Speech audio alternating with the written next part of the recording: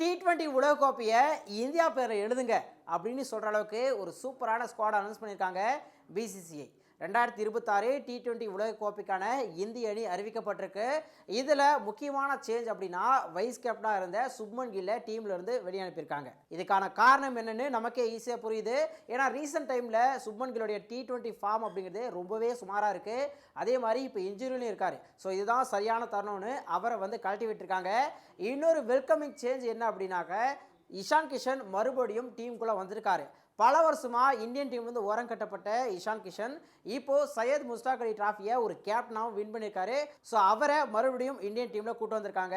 And Axar Patel மறுபடியும் T20 சைடில் வந்திருக்காரு. அதுவும் சாதாரணமாக கிடையாது, வைஸ் கேப்டனாக வந்திருக்காரு. அண்ட் இன்னொரு பிளேயர் ரிங்கு சிங்கை எதுக்கு முதல்ல டீம்லேருந்து வெளியே எடுத்தாங்கன்னே தெரியாது. ஸோ அவர் வந்திருக்காரு. ஸோ கழட்டி விடப்பட்ட பிளேயர் அப்படின்னு பார்த்தோம் அப்படின்னாக்க ஜிதேஷ் சர்மாவை இப்போ ரீசெண்ட் டைமில் இருந்த ஸ்குவாட்ல இருந்து அவரை கழட்டி விட்டுருக்காங்க. இந்த மாதிரி சின்ன சின்ன சேஞ்சஸ் தான் நடந்திருக்கு. மற்றபடி ரெகுலராக விளையாடக்கூடிய பிளேயர்ஸ் கண்டினியூ ஆகுறாங்க. ஸோ சூரியகுமார் யாதவ் தலைமையிலான இந்த டீமில் பார்த்தோம் அப்படின்னா அபிஷேக் சர்மா, சஞ்சு சாம்சன், திலக் வர்மா, ஹர்திக் பாண்டியா, சிவம் துபே, அக்ஷர் பட்டேல், ரிங்கு சிங், ஜஸ்பிரீத் பும்ரா, ஹர்ஷித் ராணா, ஹர்ஷ்தீப் சிங், குல்தீப் யாதவ், வருண் சக்கரவர்த்தி, வாஷிங்டன் சுந்தர் அண்ட் இஷான் கிஷன், இதுதான் அந்த 15 பேர் கொண்ட ஸ்குவாட். ஸோ இதில் ஒரு சில கேள்விகள் என்ன அப்படின்னா, வழக்கம் போல் ருத்ராஜ், எஸ்எஸ்சி ஜெய்ஸ்வால் மாதிரியான பிளேயர்ஸ்க்கு வந்து இவங்க வந்து கன்சிடரே பண்ணலை அப்படிங்கிறது தெளிவாக தெரியுது. ஸோ இந்த 15 பேர் கொண்ட ஸ்குவாடில் இந்தியன் டீமுடைய பிளேயிங் 11 எப்படி இருக்குன்னு நீங்கள் நினைக்கிறீங்க?